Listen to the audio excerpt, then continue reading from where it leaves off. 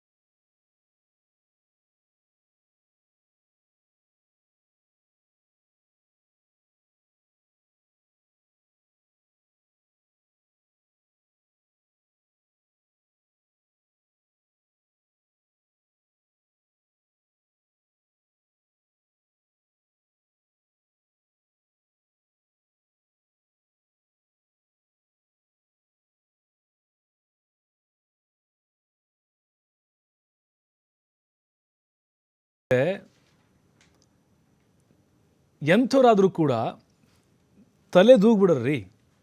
ಹಂಗಿತ್ತು ಅವರ ಕಂಠ, ಕಂಚಿನ ಕಂಠ. ಅದು ಪ್ಯಾಥೋಸ್ ಆಗಿ ತಗೋತೀರಾ, ರೊಮ್ಯಾಂಟಿಕ್ಸ್ ಆಗಿ ತಗೋತೀರಾ, ಭಕ್ತಿಗೀತೆ ಬೇಕಾ ನಿಮಗೆ? ಭಕ್ತಿಗೀತೆಗೂ ಸೈ, ಭಾವಗೀತೆಗೂ ಓಕೆ.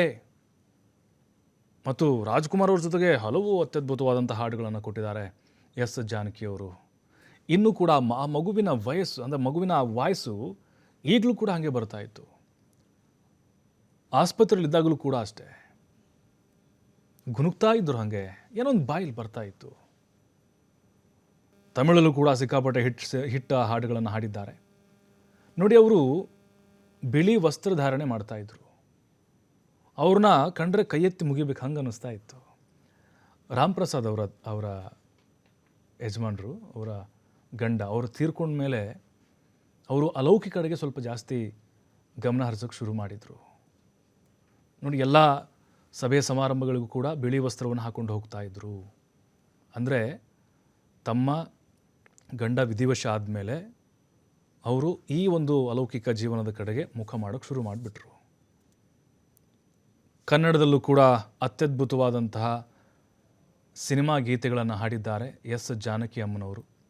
ಏಕವ್ಯಕ್ತಿ ಯುಗಗಳ ಗೀತೆಗಳಾಗಿರ್ಬೋದು, ಎಲ್ಲ ತರಹದ ಹಾಡುಗಳನ್ನು ಕೂಡ ಹಾಡಿ ಸೈ ಎನಿಸಿಕೊಂಡಿದ್ದಾರೆ. ಕನ್ನಡ ಮತ್ತು ಮಲಯಾಳಂ ಅತಿ ಹೆಚ್ಚು ಹಾಡಿರುವಂತಹ ಹಾಡು. ಅಭಿವ್ಯಕ್ತಿ ಮತ್ತು ಸಮನ್ವಯತೆಯ ರಾಣಿ ಅಂತ ವ್ಯಾಪಕ ಮೆಚ್ಚುಗೆಯನ್ನು ವ್ಯಕ್ತಪಡಿಸ್ತಾರೆ. ಮೂಲತಃ ಆಂಧ್ರದ ಗುಂಟೂರು ಜಿಲ್ಲೆ